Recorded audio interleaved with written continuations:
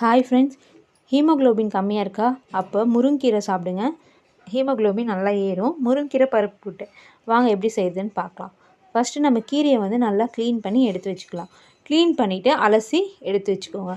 அதுக்கப்புறமா நம்ம குக்கரில் பருப்பு, தக்காளி, வெங்காயம், பூண்டு அவ்வளோதான். இதை மட்டும் அலசிட்டு ஒரு 7 விசில் விடணும். தண்ணி ஊற்றி வேக வச்சு எடுத்துக்கோங்க. அதுக்கப்புறமா கீரையை எண்ணெய் ஊற்றாமல் நார்மலாக வதக்கி எடுத்துக்கலாம். குக்கரில் பருப்பு வெந்துடுச்சு.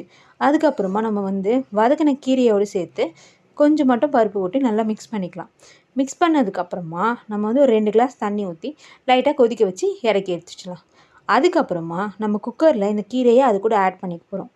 ஆட் பண்ணிவிட்டு லைட்டாக உப்பு போட்டு நல்லா மிக்ஸ் பண்ணிக்கலாம். மிக்ஸ் பண்ணதுக்கப்புறமா நான் இதுக்கு தாளிக்கிறதுக்காக வெங்காயம் அரிஞ்சு வச்சுருக்கேன். ஃபஸ்ட்டு எண்ணெய் ஊற்றி கடுகு போட்டு வெங்காயம் போட்டுக்கலாம். வெங்காயம் போட்டு நல்லா மிக்ஸ் பண்ணிக்கோங்க. வதக்கினதுக்கப்புறம் நல்லா கோல்டன் ப்ரௌன் வரும். அதுக்கப்புறம் தாளித்து குக்கரில் ஊற்றிக்கலாம்.